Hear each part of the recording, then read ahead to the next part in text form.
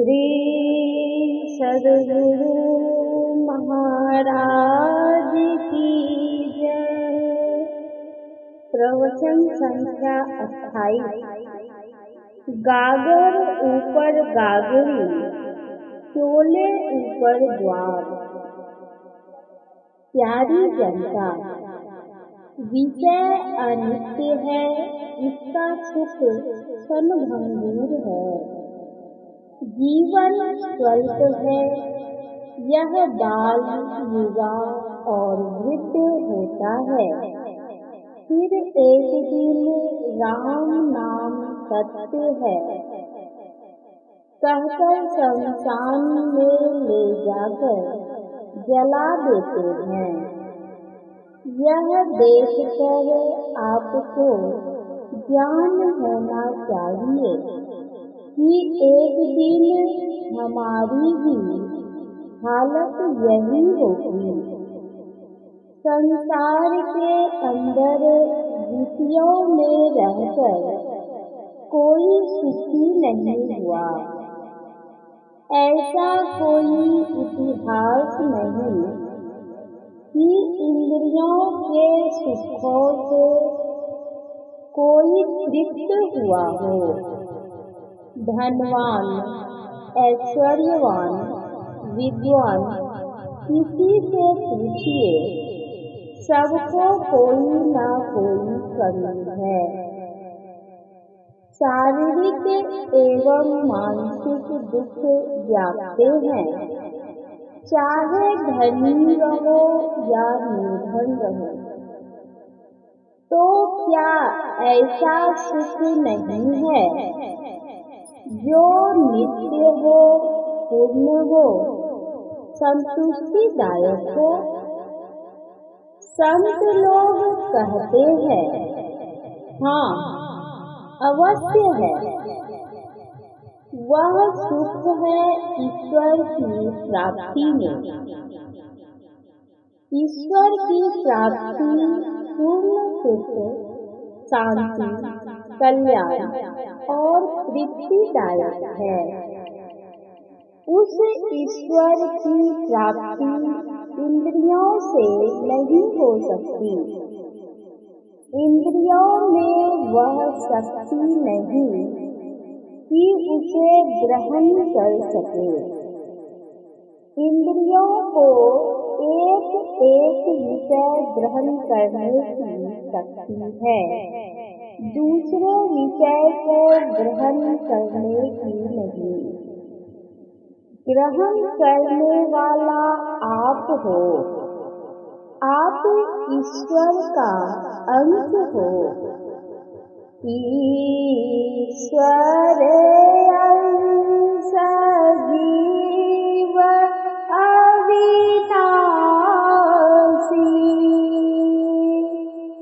चेतन अमल सहज सुख राशि।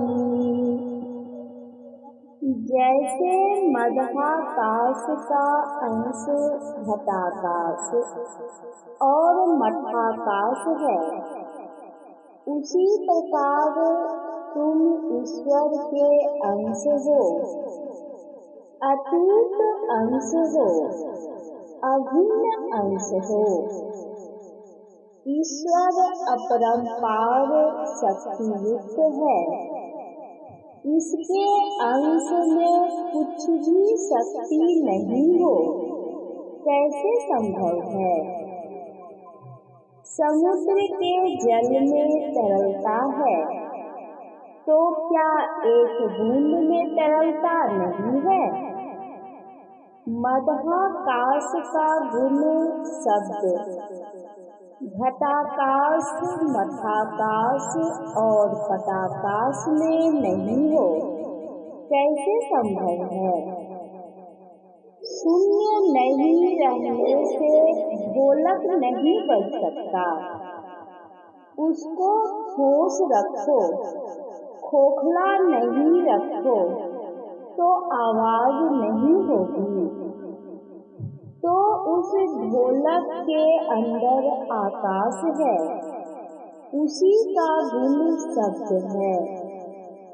मदहाकाश में शब्द है तो उसका अंश ढोलक में है, वह भी शब्द युक्त है। उसी प्रकार तुम ईश्वर के अंश हो। तुम में कुछ नहीं हो कब संभव है? तुम केवल देह नहीं हो।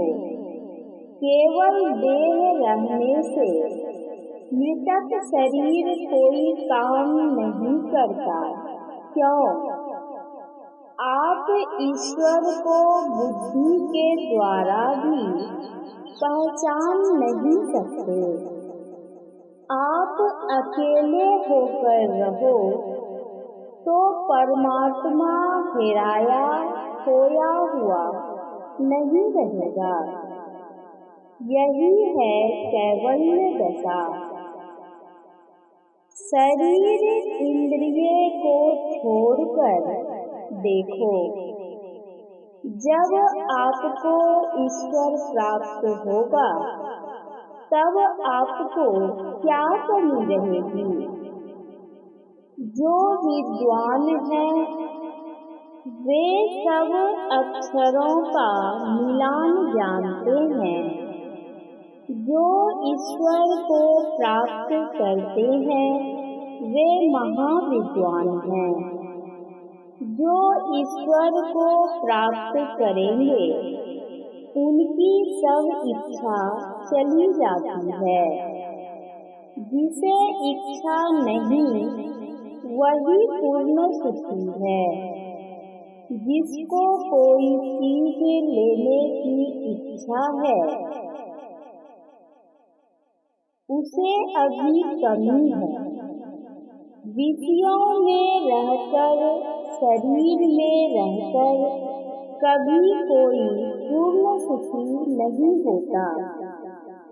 ईश्वर दर्शन के लिए आपको कहीं जाने की आवश्यकता नहीं। वह तो अनादि अनंत अपरिमित है।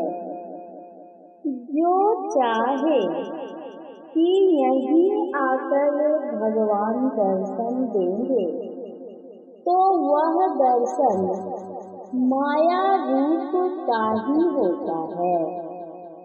वह ईश्वर कैसा है? व्यापक व्याप्य अखंड अनंता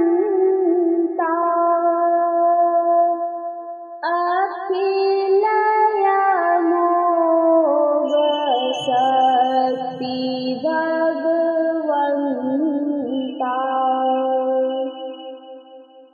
अगुण अद्भुत गिरा गोतीता सब दर्शी अनवद्य जीता निर्मल निराकार निर्मोहा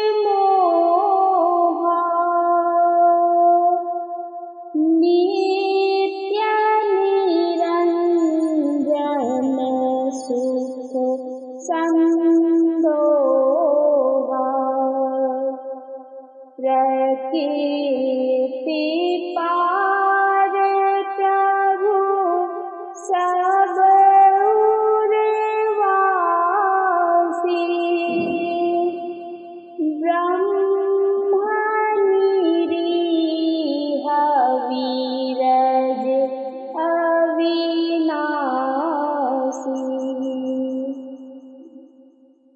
यदि उसका होना कहो कि नहीं है, ऐसा हो नहीं सकता है। इसको तुम पहचान नहीं सकते हो। जब तक मन बुद्धि के साथ रहोगे कभी सुखी नहीं होगे। श्री राम ने लक्ष्मण से पूछा, माया क्या है? श्री राम ने कहा, गोचर जहाँ लगी मन जाई, सो सब माया जानहु भाई। आँख, कान आदि इंद्रियों से जो कुछ गोचर हो वह माया है। जो आकर दर्शन दे अथवा आप किसी लोक में जाकर इस आँख से देखें वह माया ही है। आप आडंबर को पहचानते हैं, उनके स्वरूप को नहीं। उनके स्वरूप को इस आँख से तो क्या, दिव्य दृष्टि से भी उसे देख नहीं सकते। सुंदर दास जी ने कहा है, श्रवण बिना धुनी सुने, नयन बिनु रूप निहारे, रसना बिनु उच्चरे, प्रशंसा बहु विस्तारे,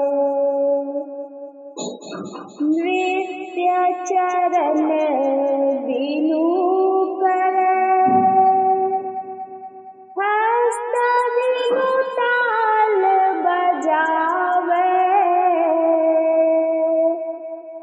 अंग बिना मिली संग, बहुत आनंद बढ़ावे, बिनु शीस नवे जहाँ सेव्य को, सेवक भाव लिए रहे, मिली परमात्म सो आत्मा, पराभक्ति सुंदर कहे। इसके लिए किसी इंद्रियों की जरूरत नहीं। इंद्रिय शरीर रहित होकर कैवल्य दशा प्राप्त कर जो दर्शन होता है, उस दर्शन के लिए दिव्य दृष्टि भी लाचार है। उघरहि विमल विलोचन हियके, मिटहि दोष दुख भव रजनी के, सूझहि राम चरित मणि मानिक, गुप्त प्रगट जब जो जेहि खानिक। तुम अपने को चारों जड़ शरीरों से छुड़ा लो, चाहे जहाँ रहो, वह ठंड देश हो या गर्म देश हो, घर में रहो या वन में जाओ, इंद्रियों से अपने को छुड़ाओ। गागरे ऊपर गागरी, चोले ऊपर द्वार, सूली ऊपर साथरा, जहाँ बुलावे यार। स्थूल शरीर में स्थूल इंद्रियां, सूक्ष्म शरीर में सूक्ष्म इंद्रियां, कारण शरीर में कारण इंद्रियां हैं। साधारण मृत्यु में केवल स्थूल शरीर छूटता है, सूक्ष्म शरीर व लिंग शरीर रह जाता है। इसलिए एक शरीर से दूसरे शरीर में जाने का जो रास्ता है उसको जानो।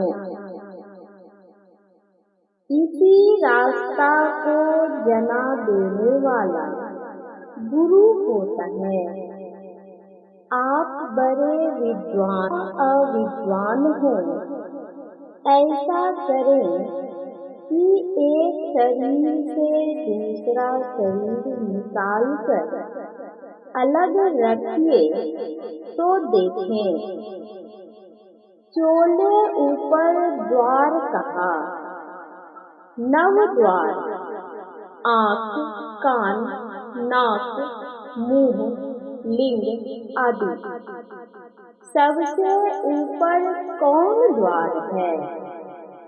आँख है, इसी में द्वार है। जानी ले सत्य पहचान ले, सूरत साची बसे दीद दाना। खोलो कपाट यह बात सहजे मिले, परख परवीन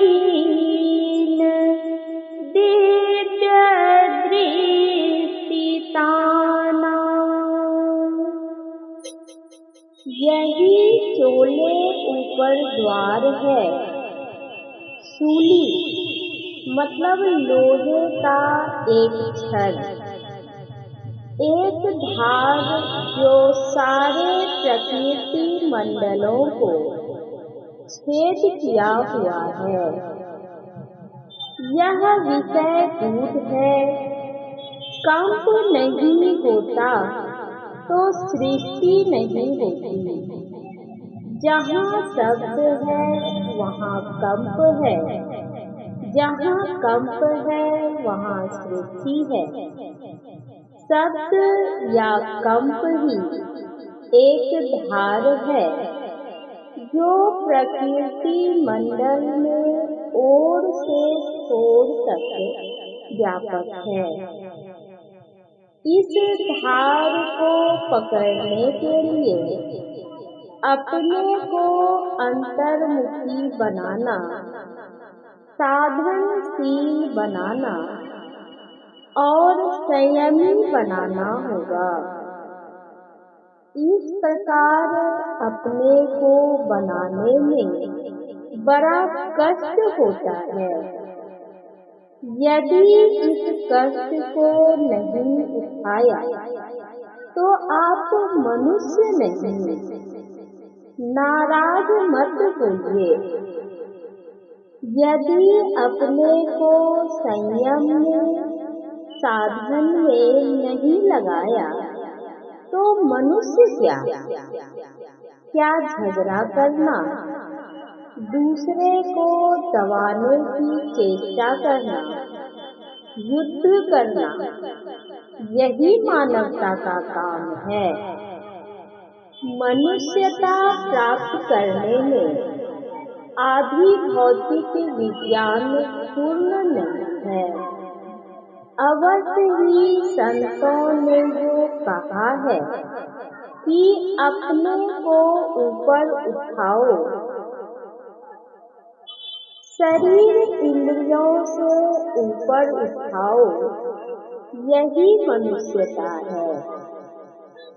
एक ही शरीर नहीं, सब शरीरों से अपने को ऊपर उठाओ। केवल मुख से आत्मवत सर्वभूतेषु कहने से नहीं होगा। भीतर में आत्मवत न सर्वभूतेषु और बाहर में आत्मवत सर्वभूतेषु, यह मनुष्यता नहीं है। फिर कहा, वास सुरती ले आवई, सत सुरती ले जाए, परिचय श्रुति है स्थिरे, सो गुरु दई बताए। इच्छा संसार में ले आती है और सूरत जब शब्द में लग जाए तो वह खींच जाती है।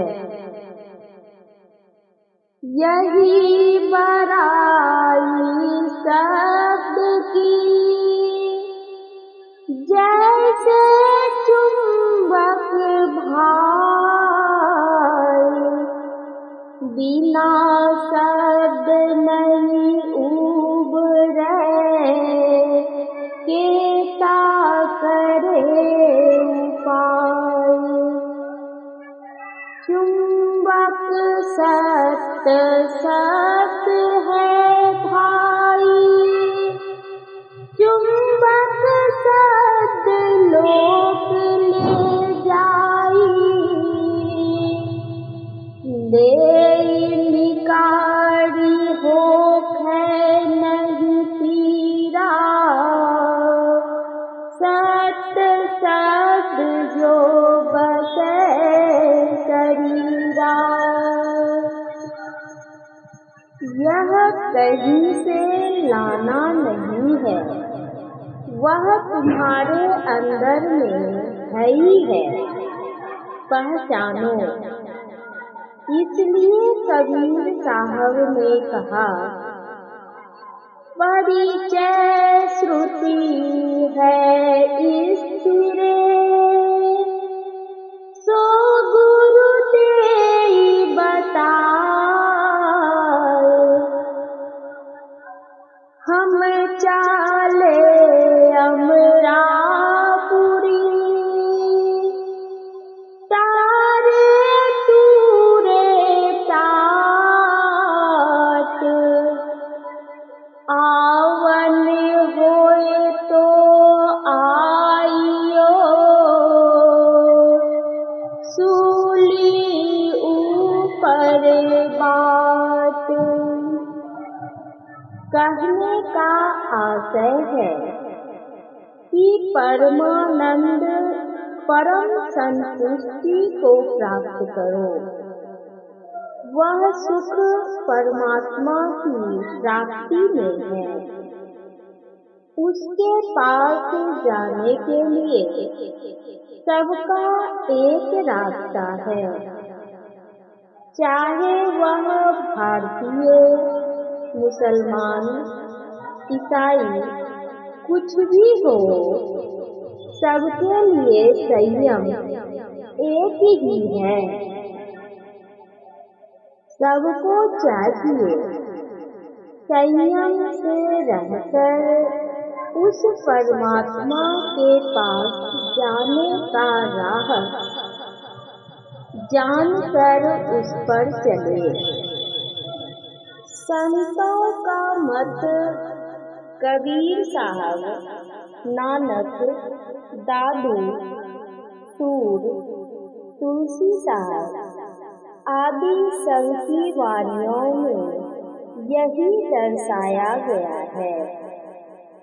उपनिषदों ने भी यही दर्शाया कि सब संतों का एक ही मत है।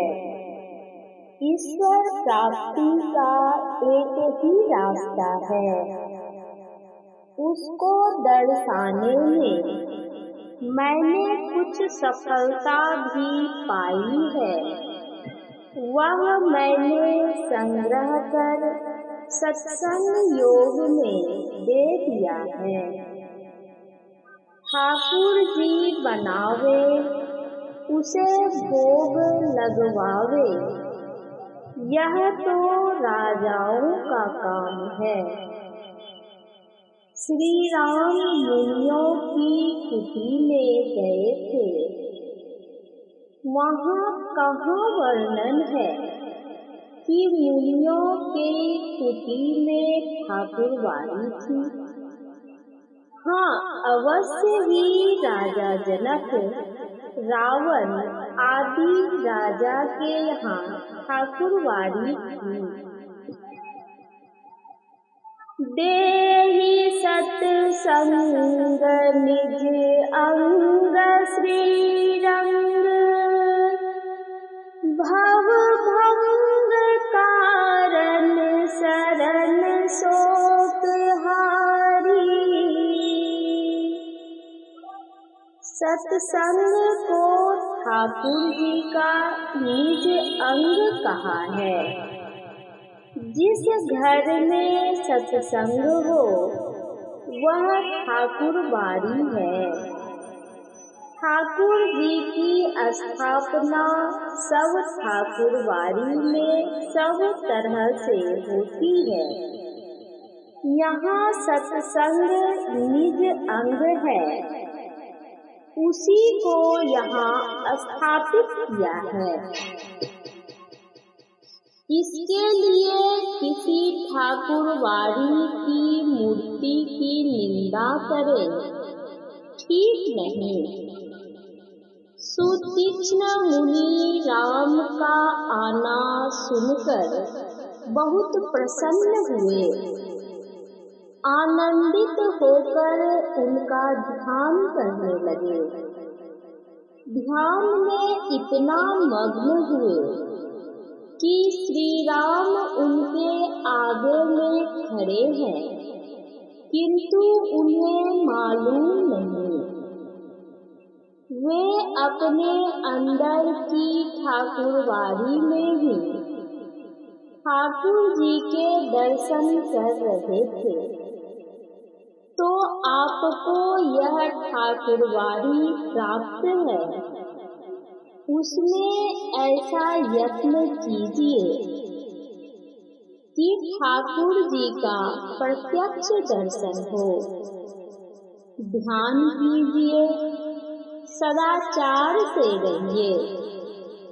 सदाचार पालन के बिना ध्यान ठीक नहीं हो सकेगा।